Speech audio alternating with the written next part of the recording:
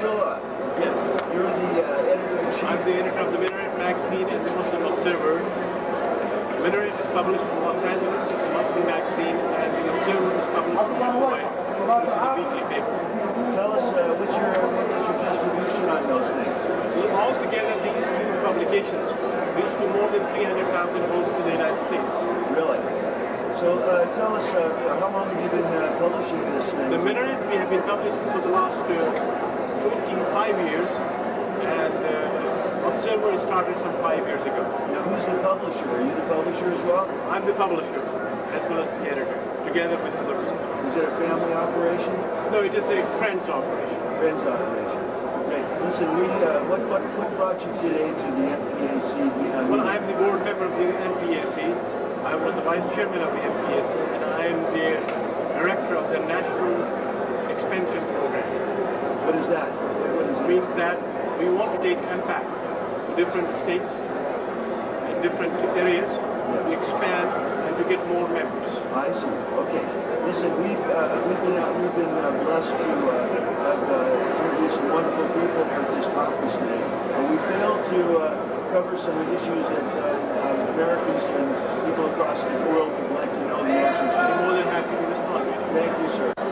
One is the word jihad is obviously an inflammatory thought in the newspapers in general concept. Can you give us a better viewpoint of what a jihad is? Jihad literally means a struggle, striving for improving the living conditions, and it's a neutral concept that can be misused or abused by people based on their own political agenda. For instance, those who are terrorists can use the term jihad to serve their own political agenda, and those who are peaceful can also use the term to serve their own peaceful agenda. So jihad literally means striving to improve conditions, and it means to serve the humanity. How would you generate a jihad? How would you create a jihad? Jihad basically is an educational process that the community realizes that the injustices are taking place and the people should do something to help We overthrow. understand that part, but we don't get how you create it.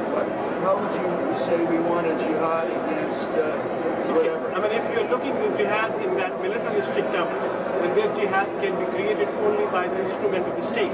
Only a state Create a jihad. can create a jihad.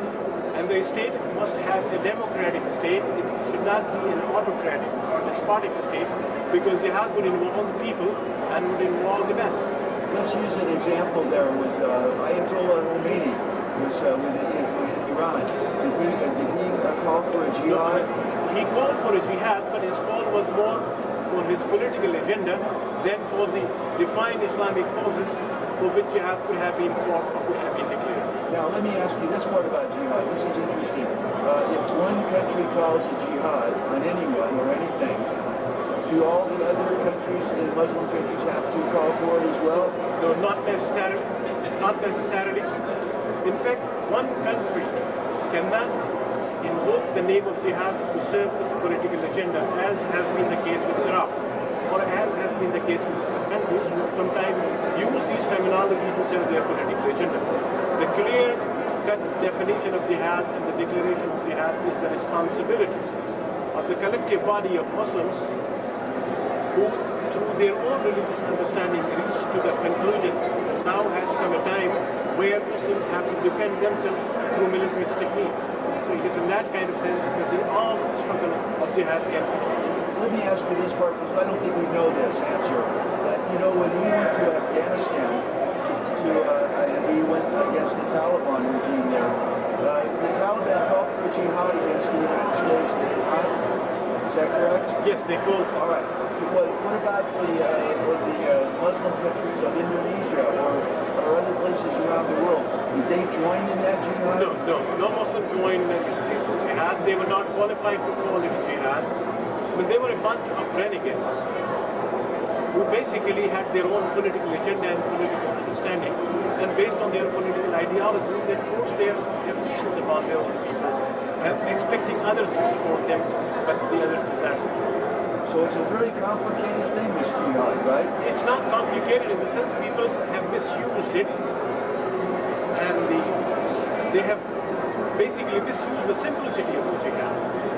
Because the example that I can think of would be one of the so-called terrorist organizations, Hamas or Hezbollah, and they would call for jihad against, let's say, Israel. They cannot call the jihad against anyone. This is a collective. If the entire Muslim community has to call for jihad, then it has to be a collective body of Muslim scholars and Muslim thinkers, and they have declared that as jihad. Individuals can have their opinions about issues, but they cannot make something legal and something religiously dictated. Is there a place on the web where anyone in the world can go and find out what jihads are in place right now? Yes, there is a place called islamicity.com, that has all these kind of definitions about jihad, about Islam, and about Muslims. That's fabulous. All right, now let's talk about one of the things that's most misunderstood as well, and that's called the infidel, because of the historic nature of the struggle between Islam and the Christian, Christian crusaders. There has been this talk of infidel. Can you give us a clearer definition of what an infidel is? In fact, infidel is a term that was used by the crusaders first time in their conflict with Muslims. It was not a term that was ever used by Muslims. The Muslims, which they used the term to describe people who do not subscribe to the idea of monotheism, is rejectors of belief in one God, which is often called kafir, which means those who reject belief in one God. Muslims never used the word infidel. It was the crusaders who first used that term, and in fact Pope Urban II who used that term for the first time.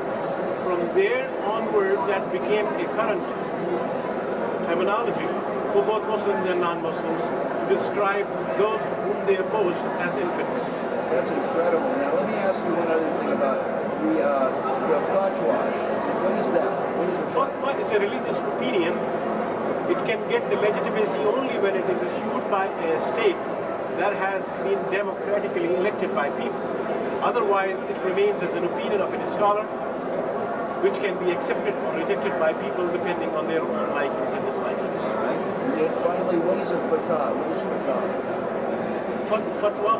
Oh, no. What did I say? Fatwa or fatwa? The fatwa. Okay. Fatwa is an opinion. An opinion, correct. But what's the word fatwa mean? F-A-H-A, F-A-T-A-H? Fatha. Yeah. Fatha means opening. Is that let's say, is that considered a terrorist organization, or is that? Fatah, you were talking about, that was an organization that was created by the Christians of Palestine, who were supportive of Yasser Arafat, to use means of violence against the state of Israel. That's the Al-Fatah or Al-Fatah? Al-Fatah was the organization that was primarily created by George Habash, who was the leader of the PLF, Palestinian Liberation Front, together with the Yasser Arafat. Mr. Abdul, let me ask you a question. We're all familiar with the 5 pillars of the Muslim faith. One of them is zakat, which is your charitable obligation. We just chaired a session, I think, probably dealing with the issue about the Holy Land being called a front for Hamas. Can you share with our viewers what took place in your session? This is an allegation that has been leveled by the Jewish organizations in this country, and that has been also leveled by the state of Israel. If that is correct, then the citizens of this country should know about the truth. And the truth can be known only when this case is brought in public, and those organizations and those individuals who have been under allegations and accusations are tried and open, and a case is established. A clear linkage between them and Hamas or any other organization is established. Otherwise, we cannot impart justice on the basis of allegations or accusations. Our country believes in a judicial system that provides a process to investigate and to sift truth from the lies and falsehoods. Indictments created against... No indictments have been created against the Holy Land Foundation. Through an executive order, that organization has been closed down based on the information that has come primarily from the state of Israel.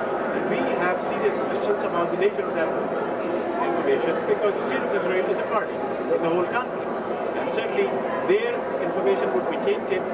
That's why we want our judiciary department to look at the issue in a judicial manner. The issue was, I think, that the Justice Department Department was saying was that the Holy Land Foundation using the Wahhabi or the changing the money without any traceability is being pursued.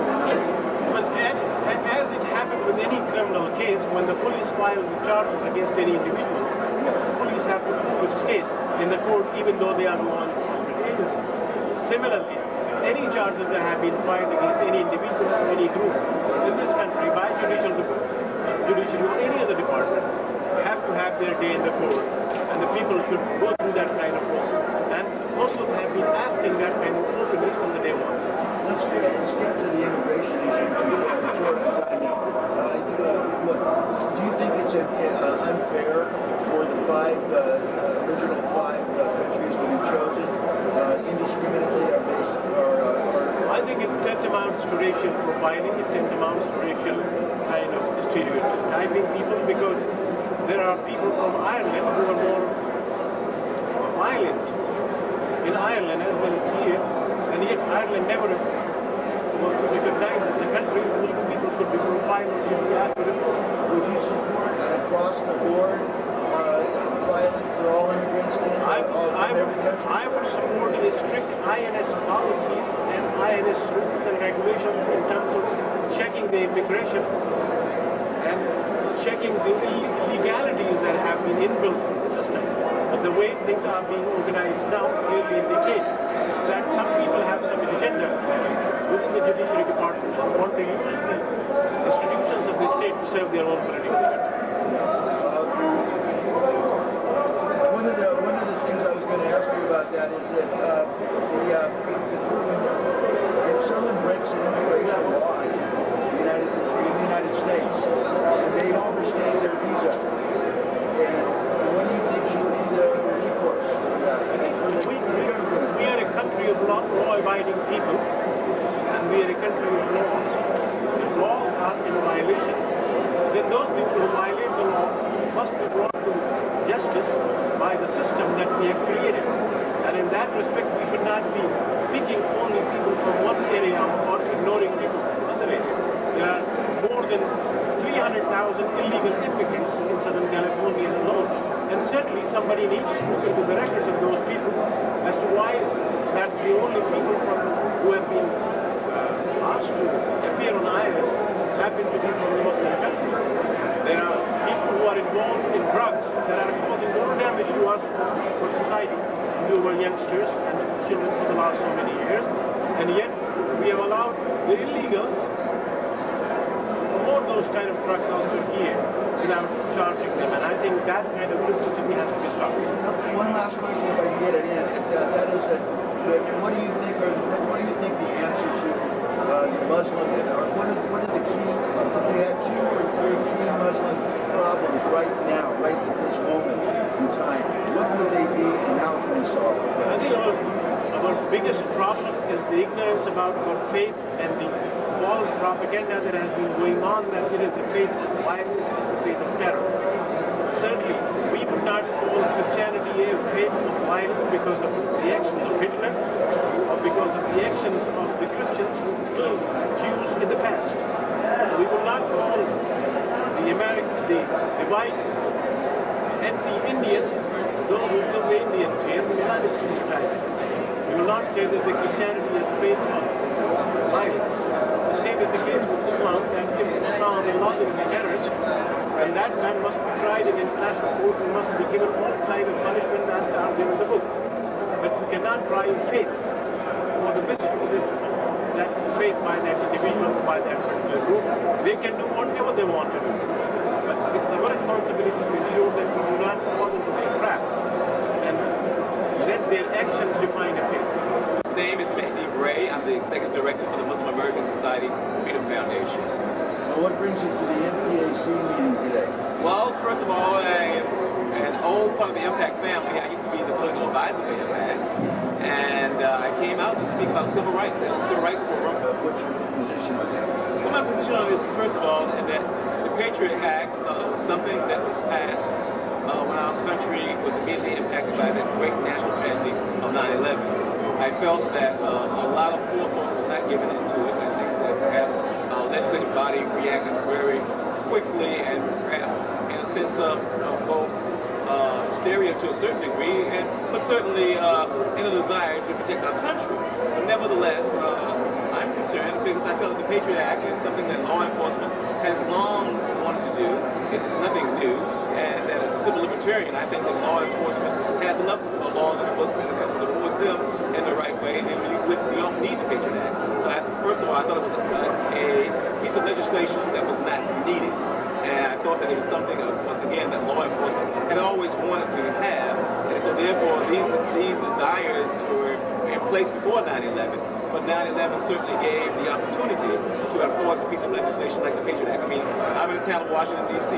What politician is going to vote against the Patriot Act right after 9/11, considering what our country went through? What they're saying, do you think that the technology had anything to do with the Patriot Act? I think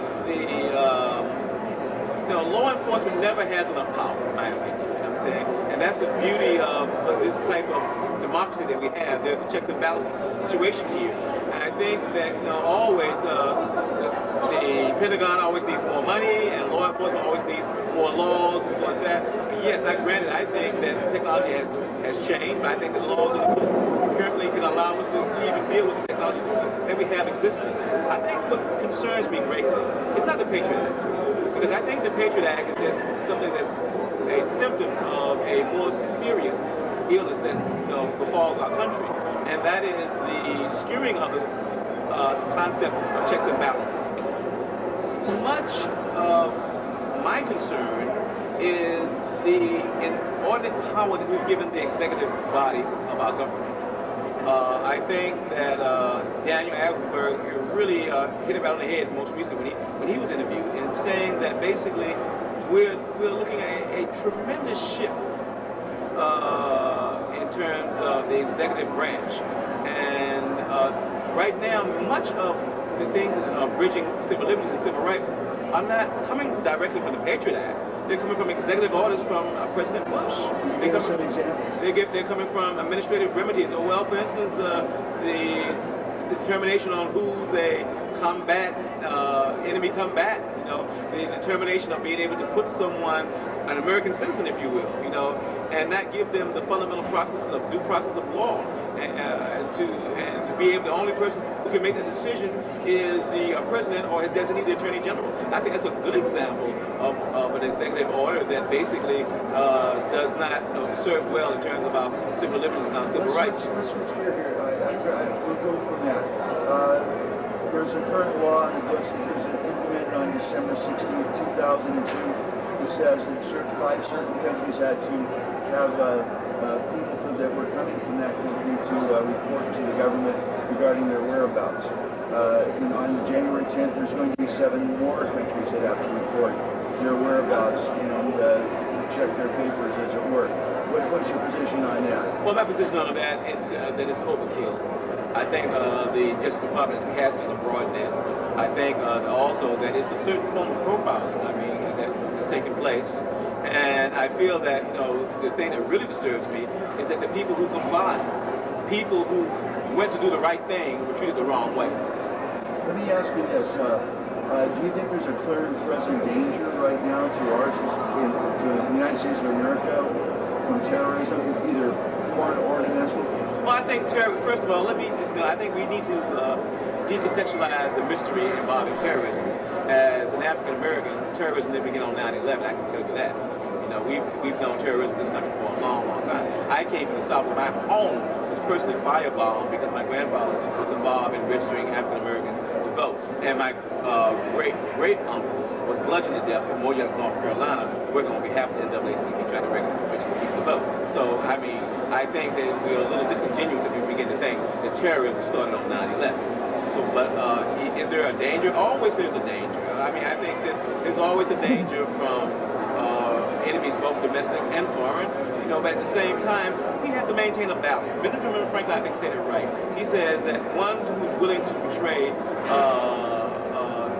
liberty for security will have neither.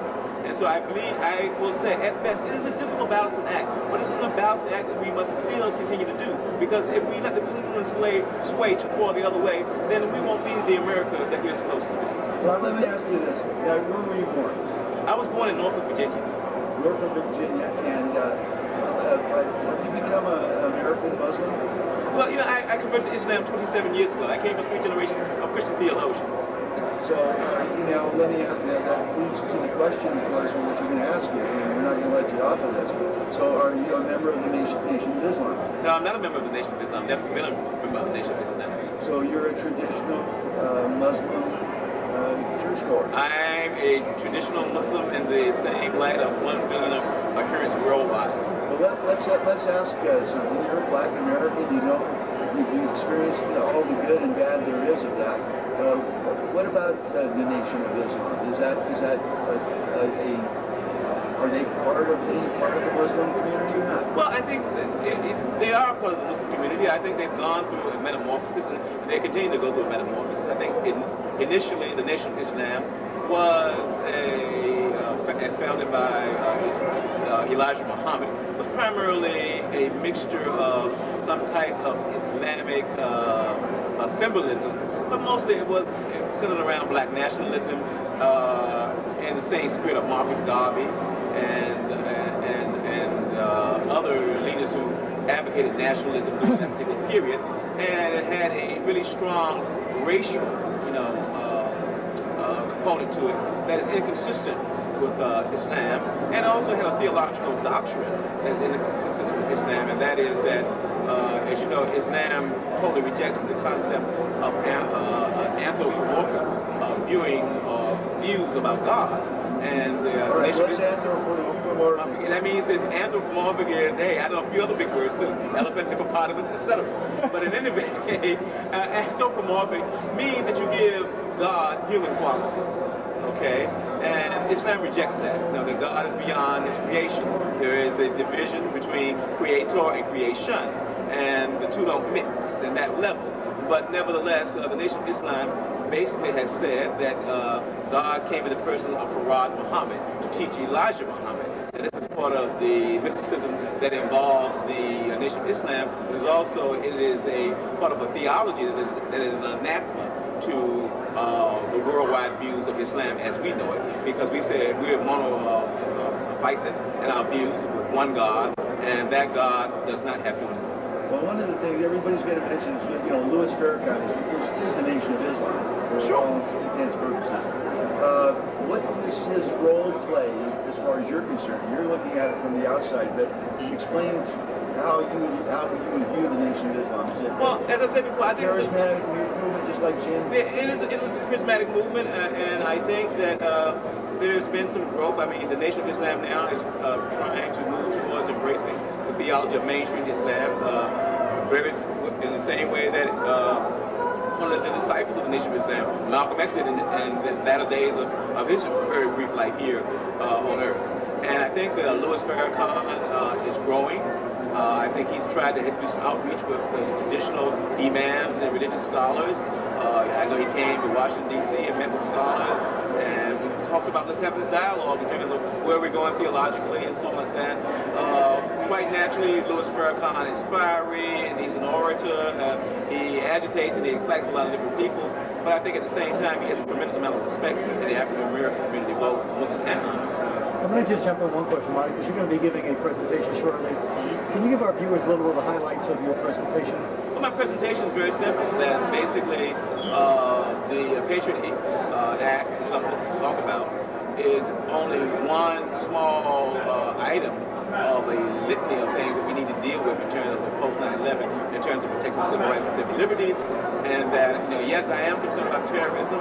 I'm concerned about fighting terrorism, but I'm also very concerned about having the Constitution terrorized by excessive executive orders and excessive situations whereby Congress and the judiciary branch have no oversight over what's going on. I think one of the most important things I want to talk about also is a lack of transparency. Because in a democracy, transparency is very, very important. When you can't find out who's being detained, in an INS headquarters or an INS detaining center, okay, that bothers me. You know, that reminds me of Chile, where people disappeared and nobody knew, you know, under Pinochet, you know, where they were and so on, where they had gone. And we have that taking place right here in America, not in Latin America, right here in America. So that concerns me. The thing that concerns me is that we have a president who campaigned on abolishing secret evidence because he thought he was something wrong, and now, hell, we've gone from secret evidence to no evidence. You know, that concerns me. So I think that basically these type of issues are the things I'm going to talk about. The lack of transparency that's taking place in government since 9/11, the invasion of civil liberties and as it relates to the Muslim community, and also America in general. We have over across the water, across the Potomac, right there in the Pentagon, we have, again, John Pondexter, recycled out, working on Project Information, where he's trying to find out what we're reading, what we're buying, and what we're spending our money on, and so on like that. Because he says from this project, we're able to develop a profile for terrorism. That's baloney. You know what I'm saying? As an American, I'm incensed, and every American should be incensed that somebody wants to know what you're reading and what you're buying. That's none of the government's business. Well, it's kind of over now that the Patriot Act enforces gives them all the tools that they need to do whatever they want to do to all of us and everybody. That's not. I don't think it's particularly pointing at Muslims, American Muslims, or foreign Muslims. It's looking at everybody very closely. I agree. But this way, I'm like Yogi Berra. It ain't overdue. It's over the fat lady things. And what I'm saying is, yes, we've got some bad legislation, and my experience has been it's much more difficult once bad legislation has been passed to get it rolled back. It's almost like the commitment that people make in terms of going with the salesman. Once you say no, it's hard to get a person to say yes. So I think that we're at that point. But I'm encouraged and I'm optimistic by the fact that we've been through some of this process before. I mean, we went through that during the COINTELPRO issue. We went through that during the McCarthy era, the House of Un-American Activities and something like that. And there were laws on the books and something like that we were able to roll back. And I believe that America, America's strange. It reminds me of a Charles Dickens novel, where we have the best of time and the worst of time. So whenever we have the worst of times in America, I think the best of America comes out. And I think that because we're having what I perceive as the worst of times as it relates to civil rights and civil liberties, I firmly believe that the best of America will come back and beat back the ties of this type of situation. One of the things I want to hit on with you is the immigration laws, these immigration requirements. I don't care whether the person's from Canada, Mexico, Afghanistan, wherever they're from. Don't you think that we should be following the rules of our government for immigration? Yeah, no question. Now, certainly you can't just allow people just to come in and out of the country without any rules, regulations, like that. So I'm all for having laws on the books that we have for immigration. We have laws on the books. I think the thing that concerns me in terms of the immigration laws is that we don't apply them selectively, and that we don't go back to the old days where we had an immigration law where we limited maybe just the amount of Asians that could come in, yet if you are Eastern Europeans, but if you were from Western Europe, then the gates were open. I mean, that was something from our past that was both racist and inappropriate. And I think that we need to avoid that process. But yes, we need immigration laws, and we need to deal with immigration in a very sensible manner. I think all nations have a right to deal with that. But at the same time, I think that immigrants have certain rights too. And I think that the fundamental rights that Thomas Jefferson talked about in terms of inalienable rights, like liberty, and happiness. That means also, doesn't it, that they come in and they legally follow the rules of conduct to get into the country and to leave the country? Yeah, I think that's very important. But I think the problem I have also is that we're not necessarily prosecuting or detaining immigrants for violating laws. I mean, there have been some, but there have been very few in terms of a criminal nexus. Because I believe that basically to detain an immigrant, there should be a reasonable criminal nexus, whether it's terrorism, whether it's doing something unlawful, laundering money, dealing drugs, or whatever the case may be. But there should be some reason to detain a person in this society. Well, the poster boy for that story is John Lee Malvo and John Muhammad. I mean, that's a problem there. Well, I guess we could always point to the exception to the rules rather than the rule, but that's not the rule. That's the exception to the rule. So that's what concerns me. But what concerns me is that the majority of the people who are now locked up treated like hardcore criminals, often placed in maximum security type situations in INS custody throughout some of our local and county jails and something like that, have not violated any criminal laws. And most of the time, there are administrative things that are being dealt with here. And so what I'm saying is, again, is I think we need to make that distinction. And I think that basically a person who runs out of status and basically it's something that can be checked very quickly and repaired simply because his lawyer didn't file the papers or he didn't file the papers right, shouldn't be in a maximum security cell, on 23-hour lockdown. But that doesn't make any sense. What would you have us do? What would you suggest that the country do to people that just violate their immigration laws and come in on a student visa, let's say, and then never see them again? Oh, well, I think for sure that, there has to be some accountability. I'm not, once again, I always tell people I'm not a bleeding heart liberal, nor am I a callous conservative. I'm a Muslim who believes that justice is an important aspect in terms of dealing with people fairly, whether they're immigrants or non-immigrants.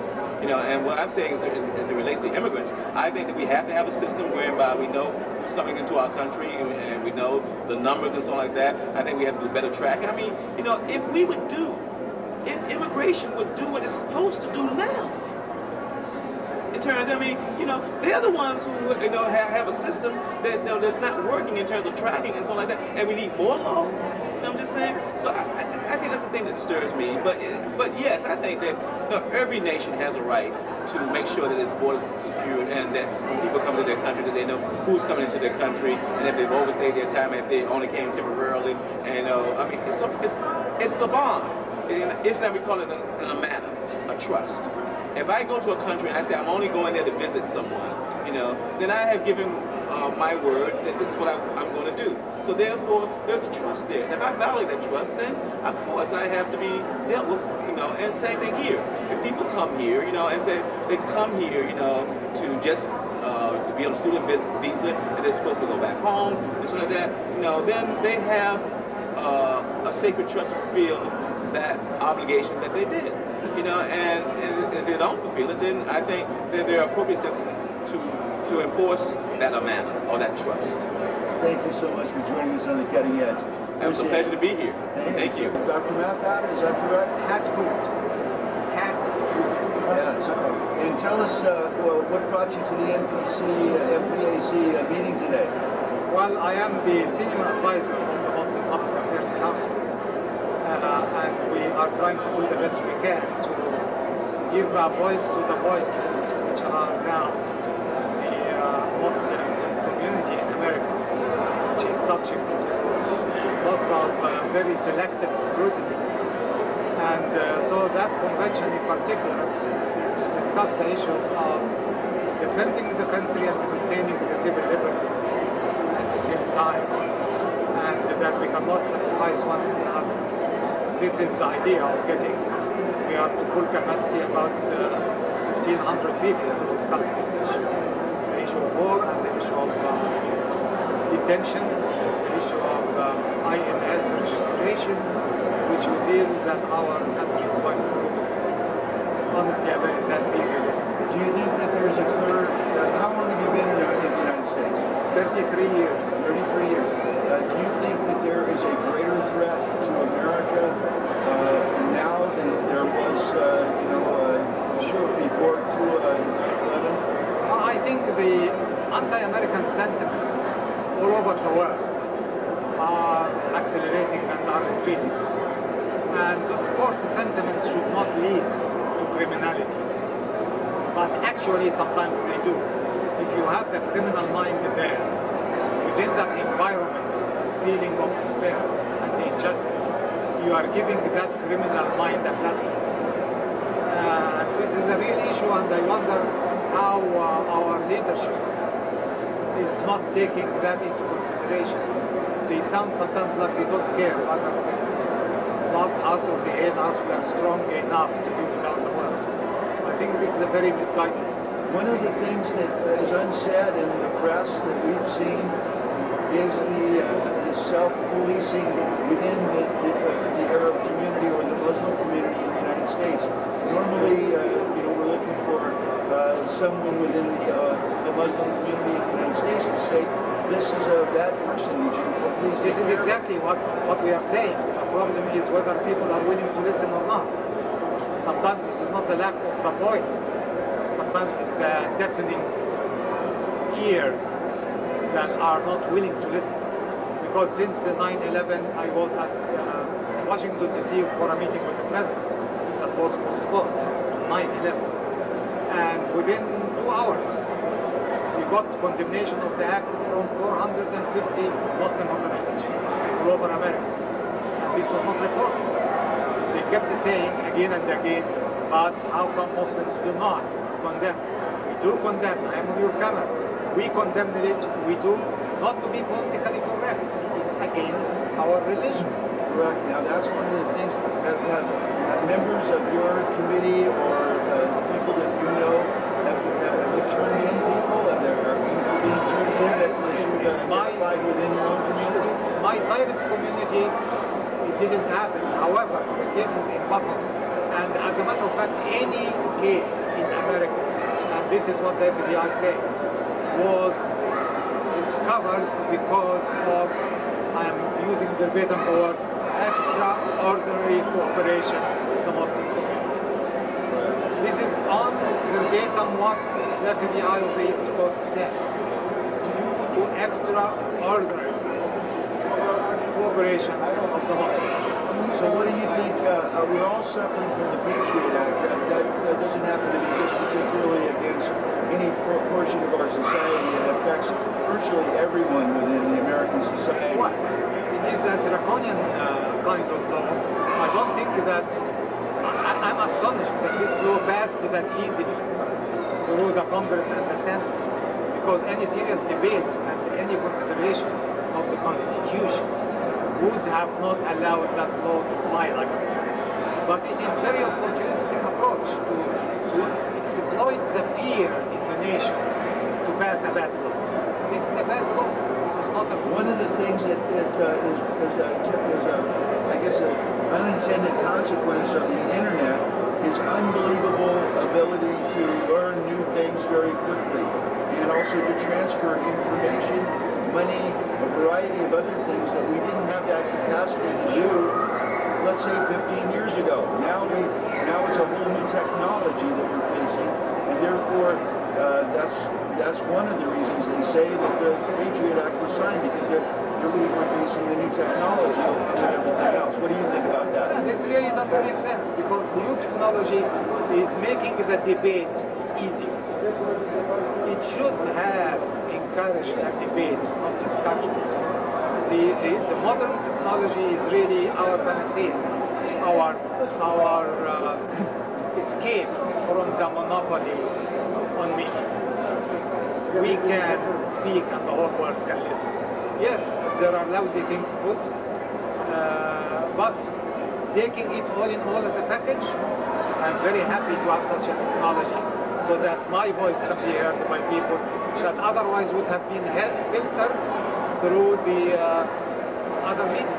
One of the questions everyone would ask any Muslim in America if they had the opportunity would be to say, if someone came from, let's say, Mexico or from Canada, and they were an illegal alien, and they came to the United States with these new laws, if they were enforced on those people, would they be incorrect? Yeah, of course they will be incorrect, and what makes them grossly incorrect is the selectivity. If I come and say I will implement these laws on the people of Mexico, that's wrong. If you want to say we want America to be completely without any visa violation from any place of the world, this is a choice we can make, and in that case the farming industry will collapse anyways, but this is a Equal choice. protection under the law. Yeah, that's the choice we can make. But to say males of age 16 to 60 from 5 countries will be scrutinized, this is racist. This is definitely racist. I can't find, and the man who's announcing it say, and this has nothing to do with ethnic background, is he talking to monkeys? Should respect our intelligence. I'll just, sorry, Larry. One thing, so what's our corrective action here? In other words, if we have a clear and present danger within the United States. Let's say there are cells of terrorists throughout the country, and I don't care what country they come from. How do we do that? How do we fix that? Let us say first how we shouldn't do it, because these all measures will never touch a terrorist. I don't think that a terrorist will rush to INS to register. A sleeper cell will not go to Mr. Ashcroft and say, here I am, I'm trying to register. Those people hide like any criminals. They will hide and you will not find them, and you are punishing the people who are coming here in the country for 28 years, coming from Iran, and from some of them actually were Jews who were detained because they are Iranians. This is a ridiculous way of point. Honestly, Doctor, we're just saying follow the law. Just follow the immigration laws. Follow the law with one standard, and applicable to everybody. And also look at this law, is it conducive? I mean, when they say we are going to fingerprint everybody, okay, so every terrorist will wear a glove. How about that? We have to be intelligent enough to look whether this law will actually work against terrorism or not. These kinds of measures are measures for intimidation, not are measures to solve a problem that we have as a nation. The problem, I think, like any problem, we should look at its causes, its roots, and the environment within which it can be bred and grow, and to take the measures, legal as well as policing measures, as well as self-policing, as education, etc., to fight the problem. One of the questions also everyone would like to know is, of course, you're familiar with the foundation that was recently Holy Land Foundation. Holy Land Foundation, which is a member of many foundations throughout the Muslim world, and especially in the United States, that collects money for very good causes. Yes. But along with it, they were using this to possibly, this is only an indictment, as we know, but they're indicted now for using that for terrorists, funneling terrorist funds. The whole thing, I would say on that, give them a fair day in court. We did not hear their side of the story. There is no way for them to say it, because even the courts under the new law don't have the capacity to look in a case like this. They have to complain to the Justice Department. So the Justice Department became the executor and the judge and the adversary at the same time. Do you think that there are members of foundations throughout the United States that possibly could be funneling money? Sure, bring them under the law, punish them to the fullest capacity of the law, give them a chance to say their side of the story. We did not, as a public, and particularly Muslims are feeling very uncomfortable about that, because paying the donation is not an option for us, it's a must. It is the fifth pillar of Islam. Why might you just stop there and just explain that to people in the United States, that how tithing is? We call it tithing. Yeah, you call it tithing. Right. In Islam there are 5 pillars.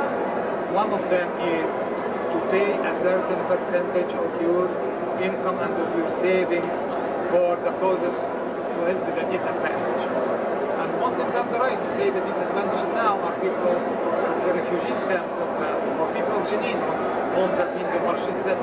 So when you take this money and say it's financing terrorism, you have to prove that in court. It's a big thing that I pay money because I feel that this is my freedom of religion in the United States. I am exercising the 5th pillar of my religion. Then you take this money and you say it is used to finance terrorism. You have to prove it. All the information are coming from the state of Israel, which is definitely, I wouldn't say that it is a neutral party in that thing.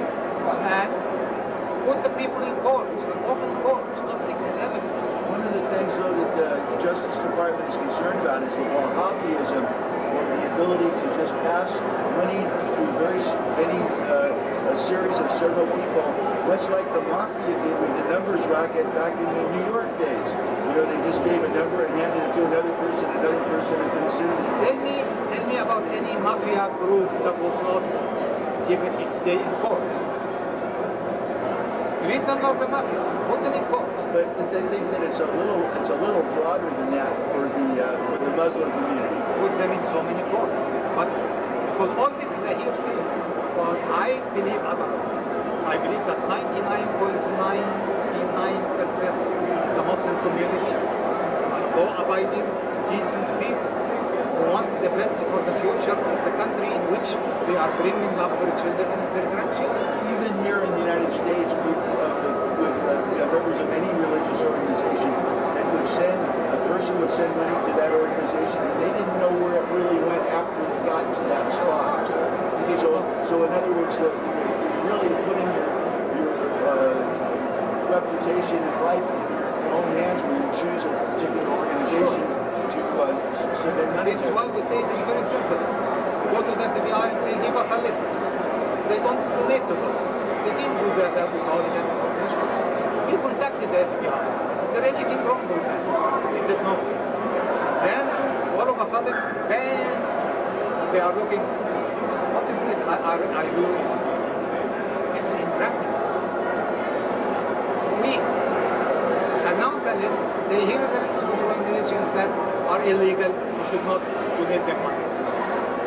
Short of that, it is intimidation. And it is violation of people's So rights. what would you do what kind of safeguards would you suggest that the government put in place so that people could be assured that we're giving money to worthy causes? Sure, we suggested two things to the administration. And as a matter of fact, this was given in a meeting with President Bush. Form a Muslim representative and give them the criteria that the FBI wants and let them scrutinize their own people and make a report to the authorities that according to the criteria, this is what we have. Is it in harmony with what your intelligence is gathering or not? If it is, if people are afraid of the donate. And also these assets that are frozen should not stay frozen. Should go to the people where it was intended. Now they are making it available to the lawyers. One of the things that they said was that they were sending money to Palestinians because, of course, of their situation right now, which wound up in the hands of Hamas and Hezbollah and a lot of other organizations. Okay, definitely, if you prove that, we did not prove that. It is what the Israeli government told them, and they told the public. How about if the other guys have a totally different version of the story? Don't we have the right to hear it? We have the right to hear it. This is America. America now it's not the America I dreamed. It's not the America that I dislodged myself. Not for us either. We're still in the Patriot too. No, this is... Dr. Halfat, I asked a question of you to give you a chance to respond. I read that you condemned U.S. military strikes against suspected terrorist targets in Sudan and Afghanistan, the retaliation for the bombings of the U.S. embassies in Eastern Africa. You stated our country is committing an act of terrorism. How do you respond to that statement? I wouldn't say that our country is committing an act of terrorism, no. I would say that my country is acting illegally. It is responding to a criminal act in an illegal way.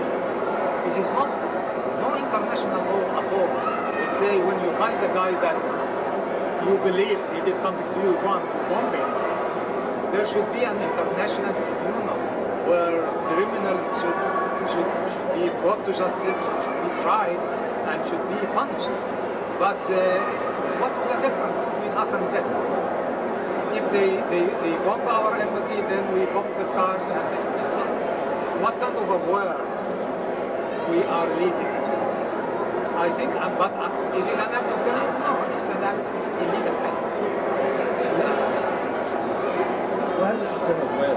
How do you feel about the bombing of the Cole, or the people who died in battle from overless terrorism? Have you spoken out against it? It's a crime to kill any number of battles according to the Islamic law. Islamic law, you kill a person, it comes to kill you. But an oil ship or a ship that's going there, requested by the government of Yemen to go, or innocent citizens, or definitely people in the towers, their blood and their life, according to the Sharia of Islam, is sacred, should not be violated. Their safety and their security. It's a crime against Islam to start with. So of course we condemn that in the strongest possible way, not only as American citizens, it is tarnishing the image of our religion. It is, it is like if I stand up and I say in the name of Jesus, I go an abortion clinic. You are not only committing a crime against the clinic, you are committing a crime against Jesus also. Doctor, one last question for you. We noticed a lot of interfaith people here at this event today. Is there a coming together of the Muslim community, the Christian community, the Jewish community? For this organization, have you got an outreach program sure, going to get that all for together? this organization it's not new, but definitely for other Muslims in the country, they are at different grades in reaching out to not only the interfaith society, but to the civil society in America. This organization somehow did that for 25, 30 years. But definitely after 9/11 there was a certain awakening that we need to communicate better and come closer to each other. One other thing I forgot to ask you too, I wanted to like bring that, it's completely unrelated, but you know, people are affected by things like, they call it a fatwa. Can you tell us what a fatwa? A fatwa, yeah. Yeah, this is another one of the misunderstood and misused. Fatwa means recommendation, not a ruling. Recommendation of someone based on his understanding of religion. Is this like the Senate rebuking Trent Lott?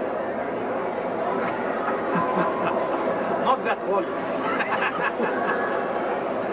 So when they say this person gave a fatwa to kill or not to kill, whatever, this means that this person recommending this opinion based on his understanding of Islam. It's not a binding rule. It is not that this is what actually Islam demands you to do. When Khomeini says, kill Salman Rushdie, I stood up in all TV channels and said Khomeini is wrong. I have that right.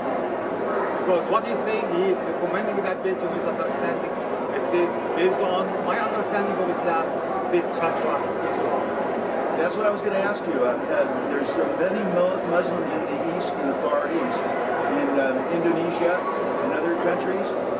Do they, let's say the Ayatollah comes out with this fatwa against Salman Rushdie, and then do they have the option to either stand up for it or against Not only it? the option, they have the duty. Where would a person, once a fatwa was made public, where would they know to go in their own communities to know whether that was being supported by their iman? Unfortunately, within an environment of illiteracy and ignorance and the emotionalism and the hurt, I feel sorry for anybody whose religious figure would say he insulted Islam, go and kill him. Because if he is talking to 1 million people, there will be 100 of them willing to do it. So it's a big problem. Our duty as Muslim intelligentsia is to loudly cry and say, guys, don't do it. This is not Islam, this is his opinion. And this is what we did in the case of Khomeini. This is what we did in the case of the Buddha temples in Afghanistan. This is way before the war and everything. This is what we did in the Nigeria case of that woman. Other Muslim intellectuals would say, don't ever believe that this is Islam. This is not Islam. This is the opinion of that person. And we disagree on him based on Islam also. One last question on this. In the Western religion, we have, for example, in the Catholic Church, you have a Pope. Is there an equivalent position in a Muslim society? Is there a great leader that is being followed throughout the world? You see, Islam, I mean, we have all these problems why we don't have a Pope. How about if we have one? If you have one and his word is final word, we will be in big trouble. Islam is very egalitarian, based on debate, based on free discussions until a consensus is formed, or the people will know what's better for them. We don't have that central authority, and I'm glad that we don't. Otherwise, how about if Khomeini was the Pope? We don't have that. There is no religious hierarchy. So when you condemn one Muslim group, you may not be condemning the other 99%. No, I can, based on my opinion, can say I like this, I don't like that. This is making sense to me. This is coinciding with the Quran. The highest authority in the Muslim psyche and the mind is the Quran. So I can say, Mr. Khomeini or Mr. whoever, Mr. show it to me in the Quran. Where do you go for religious counsel if you come up with a situation of yes or no on an issue? Who would you go to and ask for their opinion on that? I go to people that I trust. I trust their knowledge and I trust their integrity. Are these scholars or these imams? Imam, again, Imam means in the front, means that he's a leader. Imam does not have to be a scholar. He leads the prayer, and so he stands in front. He's a leader. Some people are community because of Imam. I don't like it. I like to be Dr. Khatib. This is what I am. But I go to whoever, a man or a woman that I trust that they are taking this issue seriously and studying the Quran, pertaining to this. And I take their advice. And I don't have to abide by it. I have freedom to say, sorry. Well, Dr. Meyer, thank you so much for the time with us on the